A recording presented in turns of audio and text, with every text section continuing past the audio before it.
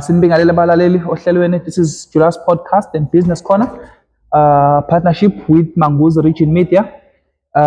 Phambi kwethu sine representative ye-MCO okuyinhlangano leyo ekhona eManguzi. Njengoba sazi ukuthi kuleya ndawo khona inkinga ababhekane nazo abaveza ukuthi kuyinkinga phakathi kwabo nobukhosi bendawo okuyiTembe Traditional Council. So sino Mr Makhanya la okuyena i-representative. Sesibonile bahamba inkantolo kuthunyelwa amasamoni, kunama protection order aphumayo. Simbonile e-addressa umphakathi lapha enkantolo uma suke siye khona siyothola kabanzi kwizindaba. Sinaye lapha namuhla ngoba kade abantu bebuza ukuthi kahle kahle what exactly going on between umphakathi nobukhosi bakule ndawo. So sinaye lana umhlonishwa. Imbono ke nephakamiso zelunga le-MCO asihlangane ne-Julius Podcast and Business Corner nephepha iManguzi Region Media, kepha ezomelele womphakathi okunguye ozethulayo. Igama lakhe uMr Jabulani Makhanya. Mhlonishwa, kuyaphileka? Siyaphila, siyabonga nokumenywa kule program yomphakathi. Siyabonga, sihloniphe kakhulu isikhathi sakho nokuthi uzinikela kwakho lana ukhona ukuthi usijoyine kwi-podcast yethu. Sizoya nje kafushana sizama ukuthola ukuthi iziphi inselelo ezinkulu eziphakathi komphakathi kanye nobukhosi bakaTembe njengamanje. Thina ngokwethu njengomphakathi okokuqala nje fanele sicacise ukuthi ubuholi bethu bendabuko akuzona izitha zethu, sibathatha njengabaholi bethu.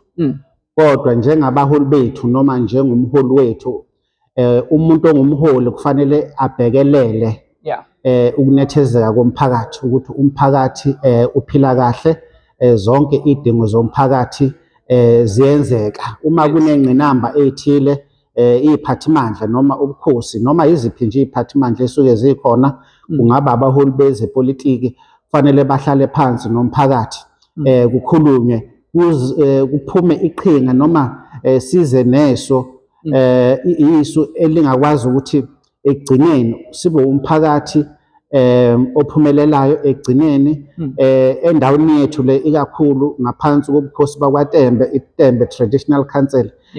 Kuphele ububha obukhona. Yizo-ke lezo inselela esibhekene nazo ngoba siyabona ukuthi izinga lobubha noma ukuhlupheka endaweni yethu kusezingeni eliphezulu, yize sibona ukuthi indawo yethu lena esikuyo indawo enothile kuzo zonke izingxenye. Kafushane sizama ukuthola ukuthi le inkinga ziqale nini ukuba bucayi? Cha, thina nje njengomphakathi siye sabona umphakathi wethu usuhlupheka kakhulu. Sibona wehla wenyuka omama abadala, amakhehla, izingane ezifundayo zilahlekelwa amathuba emaklasini, kusafanele baye embazwane beyo-applyela ama-ID. Nokuyilanda nje kuba inkinga ukulanda nje i-ID noma isiphumile. Sabona ukuthi leyo nto leyo izinto kufanele sibhekene nazo futhi njengomphakathi. Sazibheka izinto ezifana no-traffic department, lapho mhlambe uma kufanele uthole iy'ncwadi zokushayela noma uyivuselele kufanele uye embazwane. Uma ubheka ibanga embazwane nala eManguzi, ibanga elide kakhulu. Uma ubheka futhi igodi ezakhele ubukhosi beTembe Traditional Council ziningi kakhulu. Sikhuluma ngegodi eziwu-48. Wobheka abantu komnyanyisa, kogazini, komahlungulu, komvelabusha, lowo muntu lowo kufanele asuke kuleso sigodi afike la eManguzi, athole imoto, athathe imoto futhi imise embazwane, esalanda i-ID, abuye futhi engayiphethe i-ID. Lokho kugqilaza nje umphakathi wethu, isidingo nje singekho ngoba nakhona la eManguzi uma sinobuholi ububhekele kakhulu impilonhle yomphakathi, singaba nayo i-Home Affairs la eManguzi, singaba nayo i-Traffic Department, ukuze umphakathi noma kwehle izinga lokusokola emphakathini wethu. Sibheke futhi nesibhedlela sethu iManguzi Hospital, isibhedlela esikhulu kakhulu lesi, simumatha noma sithatha nabantu abasuka ko-Mozambique. Kodwa uma usubheka izinga laso isibhedlela akusesona isibhedlela esinakiwe kakhulu. Le nto le ifuna thina somphakathi, ifuna futhi nobuholi, umasipala, ubukhosi bendabuko, ngoba phela ubukhosi bendabuko ilona hlaka olusondele kakhulu emphakathini. iTembe Traditional Council Yeah. i-custodian uhlaka olusondele kakhulu emphakathini, ilona hlaka okufanele ngabe lubona yonke inkinga bese-ke kuhlalwa phansi nomphakathi size namaqhinga ukuthi ukuya phambili siya kanjani How we phambili. moving? Yeah. Yeah. Kunombuzo noma i-comment esayipick up kwenye yama-live wethu esasiwenza lapha ngesikhathi kukhona could be ama-riot noma just a peaceful march kwakwenzeka laphana. Khona wabuza ukuthi kahle kahle kubangwani, ungamphendula uthini kulo mbuzo wakhe lo mlaleli? Thina siwumphakathi waseMangozi namaphethelo, into esiyifunayo sifuna intuthuko, sifuna inkohlakalo iphele. Ukuthi inkohlakalo ikwamasipala noma ikubuholi bendabuko asikhethi ukuthi ikubani. Akekho-ke umuntu-ke onelungelo lokuthi-ke ethi esemandleni asebenzise amandla akhe ukuqhuba izinto eziphathelene nenkohlakalo.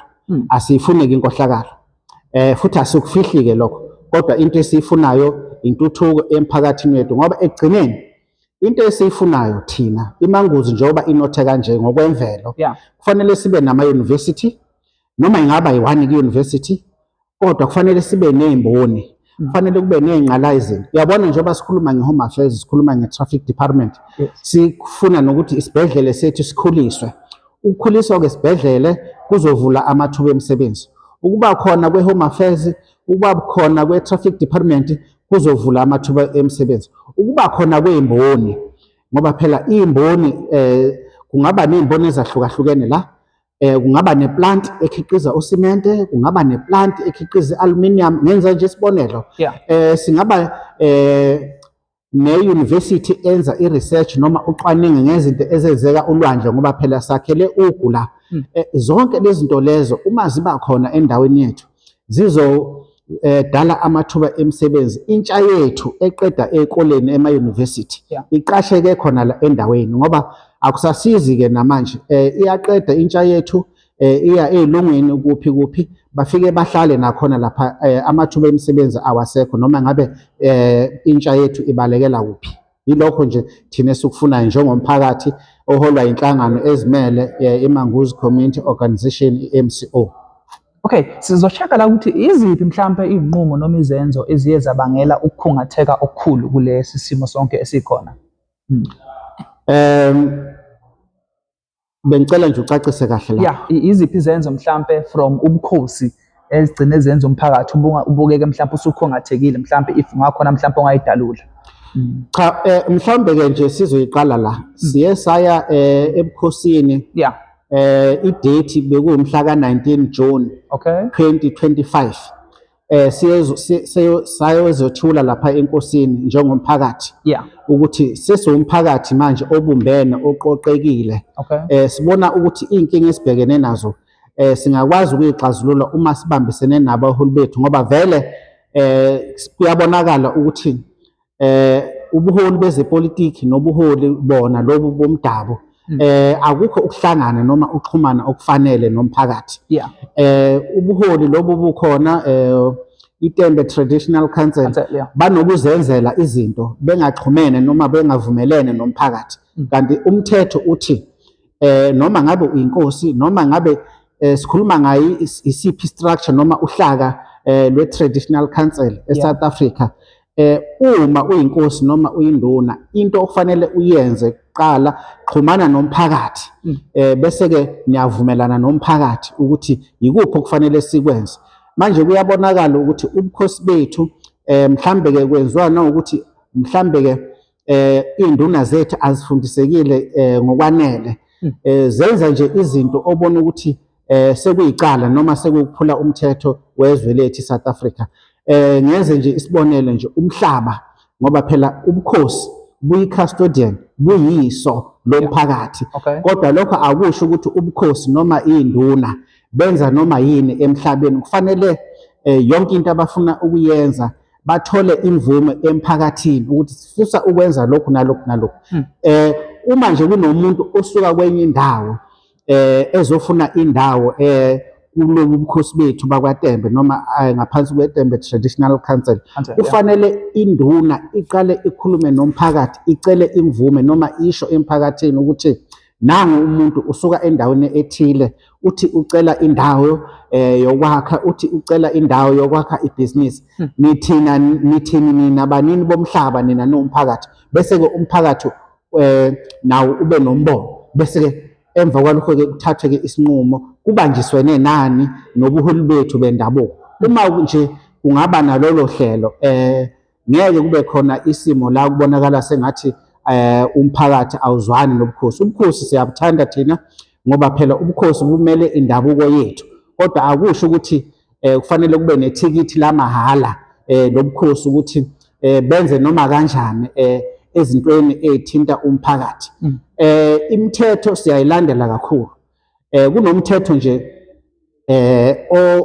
noma isinqumo esithathwe iPietermaritzburg High Court 2021 ngoJuni.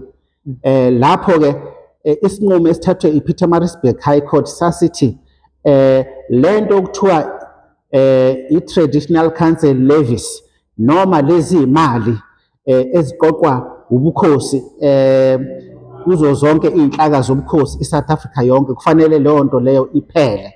And labo futhi abasebeyikhiphile imali noma iy'mali ezithile ezingama-levies noma lezi imali ey'funwa ezithathwa ubukhosi, kufanele abantu bazikleme back noma bazifune baye kulezo nhlaka lezo ezobuholi bendabuko, bafike bazikleme ukuthi no sifuna iy'mali zethu esayikhokha, ngoba akuwona umthetho.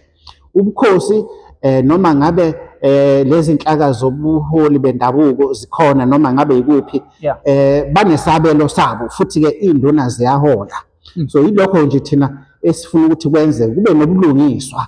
Uma kunobulungiswa, intuthuko ikhona, ngicabanga ukuthi-ke kuzoba nokuzwana nokuthula phakathi komphakathi nobuholi bethu bendabuko. Usathinta le yimali lena esingathi mhlampe ziqoqwa ubukhosi. Kahle kahle izona ziphi imali okumele ukuthi ubukhosi makuthiwa uyaziqoqa okumele ukuthi uziqoqe kumphakathi noma izakhamizi zendawo? Cha, ayikho nje imali okufanele iqoqeke emphakathini manje. Ingakho ngikhulume ngomthetho noma ngesinqumo esathathwa iPietermaritzburg High Court ngo-2021 ngoJuni.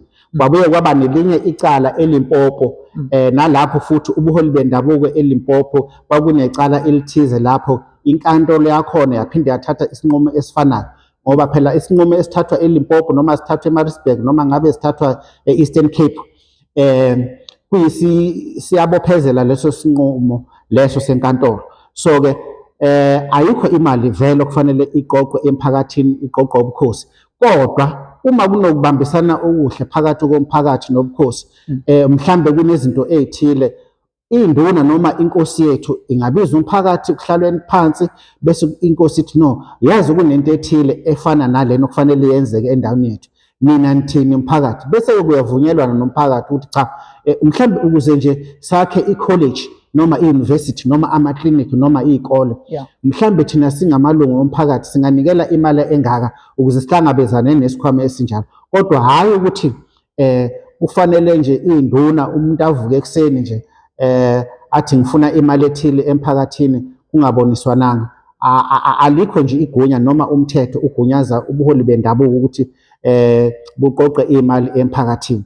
Uma kukhulunywa nge-conza fee, i-conza fee kwayona njengoba ngikhuluma ngesinqumo esakhishwa kusukela ngonyaka ka-2021 ePietermaritzburg High Court, konke lokho akusewona umthetho. Futhi-ke njengomphakathi wala ngaphansi kobuholi noma ngaphansi kobukhosi beTembe Traditional Council, sikhalaza kakhulu thina ukuthi uma uzothi wena ungaphansi kwenkosi eyodwa usuka kwaMazambane ufuna isiza kwaMnyayisa noma kwaMahlungu, kufanele uphinde ukhiphe imali okuthiwa i-conza fee, kodwa ungaphansi kwenkosi eyodwa. Lokho njengomphakathi waseMangozi kuyisifiso sethu ukuthi kufanele kuphele, ngoba phela usuke usasengaphansi kwenkosi eyodwa. Manje-ke kubaleke ngani?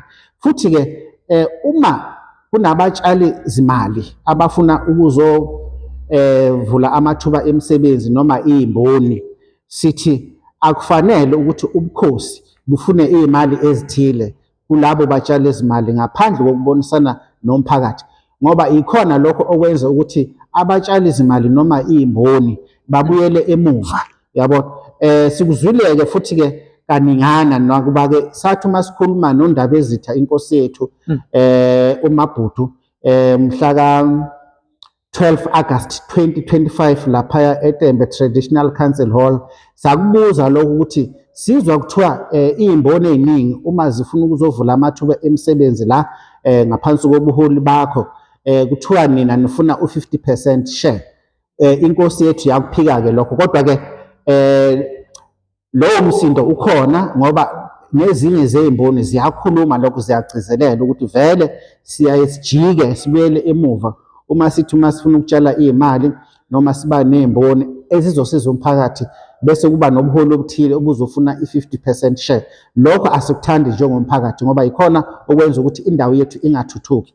Ingakho neEskom sangenelela kwiEskom saya lapha kwiEskom sase sabhala incwadi sayibhalela iEskom ukuthi sicela ukuthi ingahambi iye kuphi eMbazwana ngoba isifuna ukuhamba ngesizathu sokuthi ngaphansi kobukhosi bethu iTembe Traditional Council uma befuna indawo yokuthi iEskom yakhe ingqalazinda zayo kufanele kukhishwe imali ezithile. So lokho sakuphikisa sathi cha kufanele abatshali izimali noma ngabe ingqalayizinda noma ngabe yini lento eza izosiza umphakathi uma iza lana bangakhokhiswa izimali lezi eziphezulu ukuthi baze bathathe izinqumo ukuthi babuyele emuva ngoba lokho kuhlukumeza umphakathi wethu kuhlukumeza intsha yethu engasebenzi. So yilezi zinto thina esiyifuna njengomphakathi waseMangozi namaphethelo. Ngoba usuchazile ngizama ukuthola ungachaza kanjani ubudlelwano bakho noma bomphakathi waseMangozi nesiphathamandla zendabuko? Thina ubudlelwane bethu sifuna ukuthi kube ubudlelwane okunokubambisana phakathi. Sithandane, sibathande nabo futhi basithande.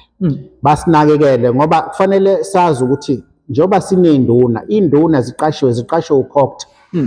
Ukhokhtha uyabaholela and kunemigomo ubuholi bethu bendabuko okufanele basebenzele ngaphansi kwayo lowo mgomo. Okokuqala nje kufanele babhekelele intuthuko. Into yokuqala leyo, intuthuko iyona okufanele ihambe phambili. Ukusebenza kwey'nduna noma ukusebenza kwenkosi kuyefana ncamashi nokusebenza kwamakhansela.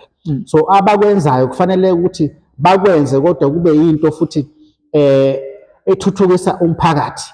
Kungabe ukuthi-ke sibona iy'nduna nje uma sekufanele uyothetha icala noma sibona iy'nduna uma sekufanele uhlawuliswe imali ethile.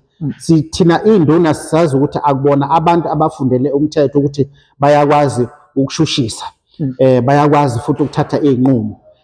Umsebenzi wenduna noma umsebenzi wenkosi ukuthuthukisa umphakathi, bebambisene nomphakathi, bebambisene nomasipala.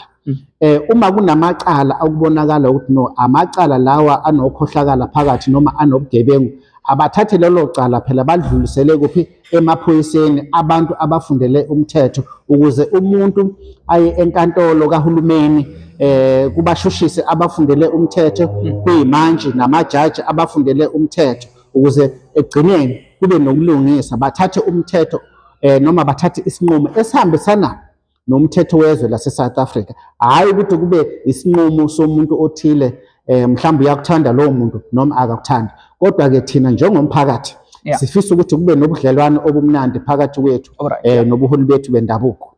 Okay, ingabe unomuzwa ukuthi iziphathimandla zendabuko ziyakulalela ukukhathazeka komphakathi noma cha? Cha, kuze kube manje ubuholi bendabuko sibona sengathi abaziboni noma abakwazi ukuthi babheke ukuthi umphakathi ufunani. Yebo, kunezinye izigodi la uthola khona ukuthi iy'nduna zakhona zinokubambisana okukhulu nomphakathi. Kodwa kunala othi uma ubheka uthola ukuthi iy'nduna zakhona abawucabangeli umphakathi, benza noma yini ngaphandle kokubonisana nomphakathi. Yilokho nje esikubonayo. Kodwa-ke nje njengoba phela inkosi yethu ize yavula ama-protection order, yasivulela ivimbelo enkantolo. Kusho ukuthi inkosi yethu kwayona ayiboni ukuthi noma ayiboni kunesidingo sokuthi ihlale phansi ibonisane nomphakathi noma ivume lento efunwa umphakathi ngoba phela egcineni inkosi kufanele yenze into efunwa umphakathi. Njengoba ngishilo nje inkosi iyinkosi ngabantu futhi iyi-custodian, kodwa akusho ukuthi uma uyinkosi umhlaba owakho, cha, umhlaba owomphakathi, umhlaba owesizwe. Konke okwenziwa inkosi noma induna kufanele ikwenze lokho, ikwenze nokubambisana nomphakathi. Umphakathi iwona okufanele ube nezwi lokugcina, bese inkosi-ke ihambisa izwi lomphakathi la ilihambisa khona. So ingabe le nkinga ziyaye zaba ngcono noma zaba zimbi before noma zilokhu zibhebhetheke nje njalo? Cha, ziyabhebhetheka ngoba ukuthi inkosi ihlale phansi yenze lento ifuna umphakathi, inkosi igijimele enkantolo. And-ke thina-ke akukho esibona ukuthi kuzoxazululwa yinkantolo. Iy'mfuno zomphakathi kufanele zixazululwe umphakathi, ubukhosi noma ubuholi bezepolitiki. Ugijimele enkantolo ngeke kuze kusize. Futhi-ke njengomphakathi konke esikwenzayo thina njengomphakathi oqoqene ngaphansi kwe-MCO siyayilandela yonke imigudu yomthetho. Konke esikwenzayo sikwenza silandela yonke imigudu yomthetho. Ukuya enkantolo kwenkosi yethu sibone ngathi ngeke kuze kusize ngalutho, kodwa-ke futhi-ke asizukumvimba uma ifuna ukuya enkantolo akaye enkantolo, nathi sizoya enkantolo. Siyawazi amalungelo ethu, siyazi sizofike sithini enkantolo, kodwa uma enobufakazi ngalento asuke eyela enkantolo unelungelo lokuthi aye enkantolo, asimvimbi kulokho. Ingabe amalungu omphakathi abethemba ubuholi bendabuko? Kungani ungenjalo mhlampe ubheka?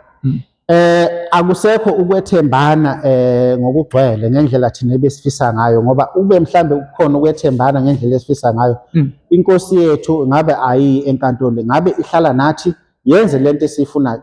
Ayikho into enzima ukuthi sihlale phansi nenkosi sibheke indawo la kungaba nemboni khona, sithi nayi indawo lana kufanele kube nemboni, kwakhiwe imboni, kuqasheke umphakathi.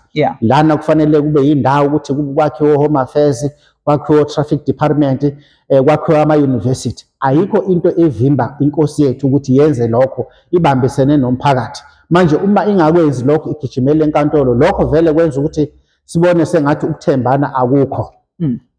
Ngifuna sithinte kancane le eyomhlaba. Ngabe zikhona yini iy'nselelo ehlobene nokwabiwa komhlaba noma ubunikazi bomhlaba? Into ikanjani lapha when it comes to indaba zomhlaba, ngoba ngathi zona esiphinde zibe nomsindo kakhulu mhlawumbe uma ungachaza kafushane? Umhlaba ubaluleke kakhulu umhlaba ngoba ayikho intuthuko engaba khona umhlaba ungekho. Ngaphambi nje ukuthi kube nentuthuko kufanele kube nomhlaba. Njengoba sishilo ukuthi ubukhosi buyi-custodian, buyiso lomphakathi, kodwa futhi akusho ukuthi uma kuthiwa ubukhosi buyiso lomphakathi kufanele ubukhosi benze noma kanjani kulowo mhlaba ngaphandle kokubonisana nomphakathi. Umhlaba owomphakathi, umhlaba owesizwe.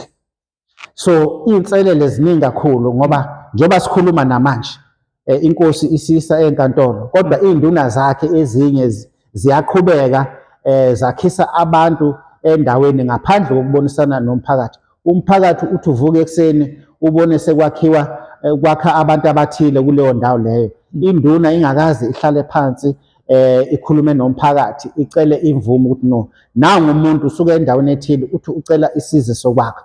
So lokho kuyinselele enkulu ngoba kusho ukuthi iy'nduna zethu azifundisekile kahle hle. Kufanele uma kunomuntu noma ngabe kunomuntu ofuna ukuzotshala imali noma imboni ethile, inkosi noma induna ikhulume nomphakathi uqala, kube uwona umphakathi othatha isinqumo.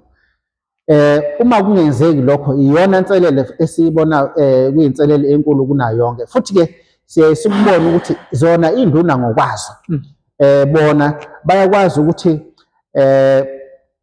bathathe ingxenye enkulu yomhlaba, bazakhele imizi yabo, bafake amahlathi ngaphandle kokubonisana nani nomphakathi. Kodwa umphakathi wona kube nalento kuthiwa uma ufuna indawo bawuqalele kuthiwa kuno-50 by 50. Kodwa-ke amalungu ngaphansi kobukhosi bethu lobo, induna noma umndeni wobukhosi bethu, bona siyabona nje ukuthi basithathela ingxenye enkulu yomhlaba batshala amahlathi, bafuya iy'nkomo, kodwa umphakathi wona kuthiwa uma ufuna indawo lapha banikwa o-50 by 50. So-ke inselele enkulu leyo ngoba okokuqala nje ngokwenza lokho nje baphula imigomo kahulumeni kazwelonke. Okusho ukuthi ingabe inqubo yokuthola umhlaba inobulungiswa futhi ingabe isobala yini na? Ayinabo ubulungiswa futhi-ke ayikho sobala ngoba njengoba ngisho nje kuney'nduna ezishushumba ngisho ebusuku zihamba nabantu zisike indawo zisikela abantu bokufika abantu abangaziwa kulabo bantu ey'godini ey'thile. Njengoba ngishilo nje induna uma kunomuntu noma ngabe usuka eGoli noma usuka eMpangeni ezofuna indawo, induna ayiqale ikhulume nabanini bomhlaba, umphakathi, ichazele umphakathi ukuthi umphakathi nawo umuntu usuka endaweni ethile, uthi ucela indawo yokwakha ibhizinisi, uthi ucela indawo yokwakha nje umuzi wakhe. Kube umphakathi ogunyaza induna noma egunyaza lowo muntu ocela indawo ukuthi angaqhubeka yini afake leyo mboni, angaqhubeka yini akhe umuzi wakhe. Manje-ke konke lokho akwenziwa kulobu bukhosi bethu ngaphansi kweDembe Traditional Council.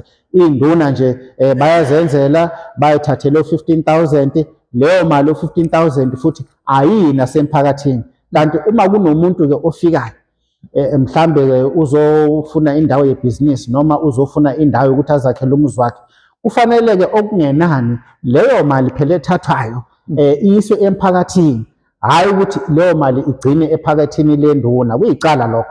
Imali akuyona eyenduna, eyomphakathi. Uma kuthiwa-ke umphakathi uyavuma ukuthi kuba nemali ekhishwayo. Sihlabela phambili sesizwe ngasemaphathelweni. Emaphathelweni yini abaholi bendabuko abangayenza ukuthuthukisa nokuthembana nobudlelwane mhlampe nomphakathi mubheka? Okokuqala nje abaholi bendabuko kufanele bafundise ukuthi njengoba bekhona bakhona ngomphakathi, baqashwe umphakathi, baqashwe ukhokta, baqashwe uhulumeni, bayahola, and njengoba behola lezi mali abayiholayo iy'mali zabakhokhi bentela. Njengoba kuyimali zabakhokhi bentela, abalalele izwi lomphakathi and abafundiseke ukuthi umphakathi ufunani endaweni yayo, futhi abafundise ukuthi intuthuko yini, ngoba sinokubona nje kulobu buholi bethu bendabuko ukuthi bona kubo nje intuthuko ukuthi uma benemali ukuthenga iy'moto nokwakha imizi eminingi nokwakha amalosha. Kanti intuthuko kufanele kube intuthuko ezohlomulisa wonke umuntu oyisakhamuzi kule ndawo, hhayi ukuthi ihlomulisa umuzi owodwa noma umndeni owodwa. So-ke iy'nduna zethu noma ubukhosi bethu abafunde ukulalela umphakathi ukuthi umphakathi ufuna ini ngaleso sikhathi. Iy'nqumo abayithathayo bathathe iy'nqumo ngokuvumelana nomphakathi, bazi futhi ukuthi umhlaba udalwe uNkulunkulu, udalele wonke umuntu. Uyinkosi, awuyona inkosi, kodwa umuntu unelungelo lobunini bomhlaba. Yilokho nje kufanele ubuholi bethu bendabuko bakufunde. Uma ngathiwa mhlampe Mhlonishwa uthola ithuba lokukhuluma ngqo neziphathimandla zendabuko, ungathini kubona? Cha, siye sahlangana nenkosi yethu uMabhuti mhla ka-12 August 2025 unyaka odlule. Umhlangano waphinde waqhubeka mhla ka-14 August 2025 la samethulela khona iy'khalazo zomphakathi. Kanti-ke futhi nangenkathi siba nombhikisho wokuthula 25 July 2025 sabathumelela i-memorandum, uhla lwekhalazo, izinto ey'funa umphakathi uyazazi, namanje futhi-ke uvumelekile ukuthi angahlangana nathi siwumphakathi. Vele ikhona imihlangano ebekhona phambilini, kodwa uthola ukuthi akakwenzi lokhu okufuna umphakathi noma asivumelane nalento efuna umphakathi. Uyakwazi ukuthi sifuna yini, into esiyifunayo sifuna intuthuko.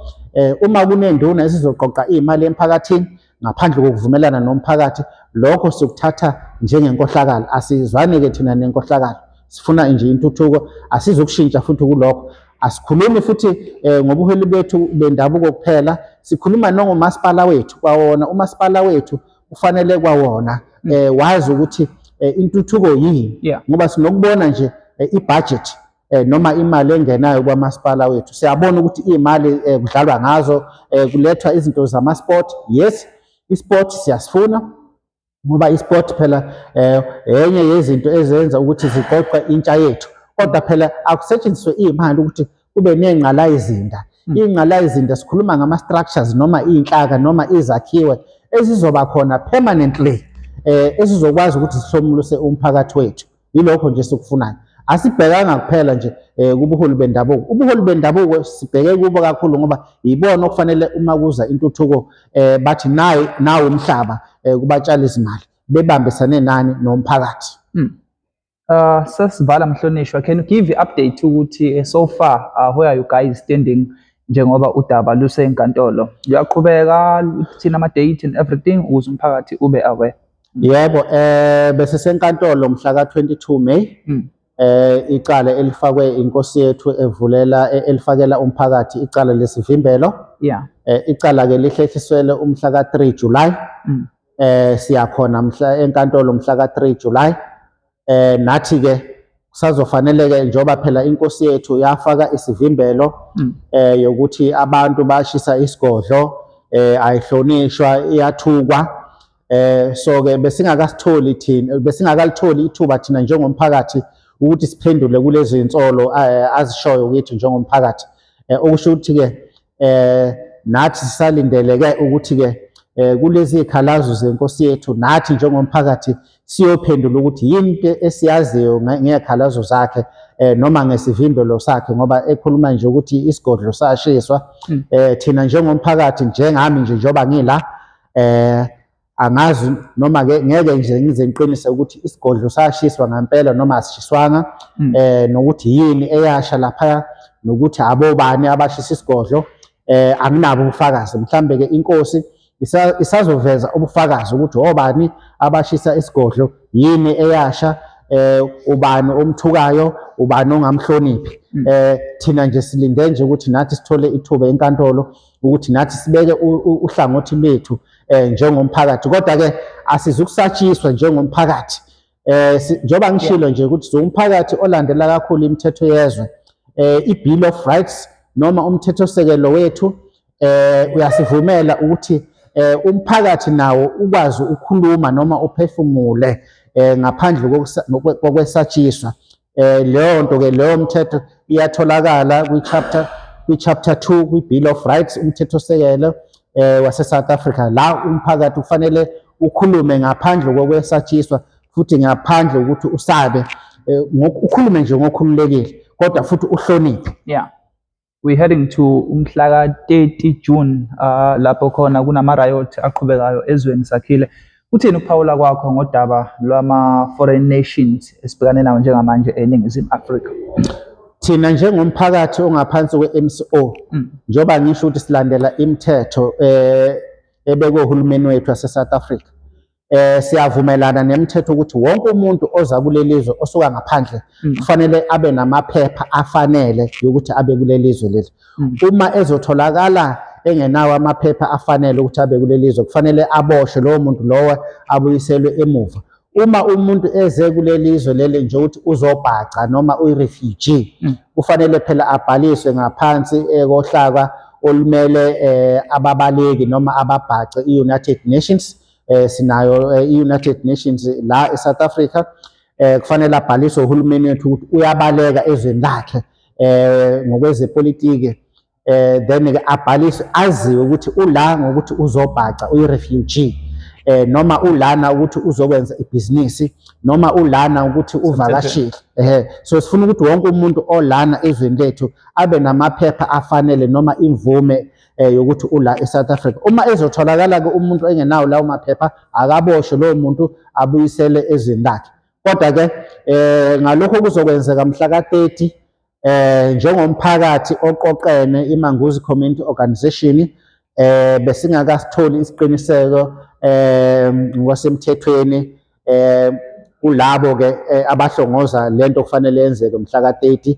Kuzothi-ke uma sesithole-ke isimemo noma isiqiniseko ngokwasemthethweni njenge-MCO, sizohlala phansi njengobuholi be-MCO-ke bese sithatha isinqumo, bese-ke sibikela umphakathi ukuthi kwenzakalani ngalolu suku. His name is Jabulani Makhanya. uyengenye yama-representative akhona kwi-MCO, kwi-Manguzi Community Organisation. Imibono neziphakamiso zelunga le-MCO asihlangani ne-podcast, i-Julius Podcast and Business Corner, ngaphansi kwephepha iManguzi Region Media, kepha ezommeleli womphakathi okunguyena ozethulayo. Mhlonishwa, siyabonga kakhulu ngesikhathi sakho. Siyabonga kakhulu nakubalaleli. Siyabonga kakhulu. Thank you.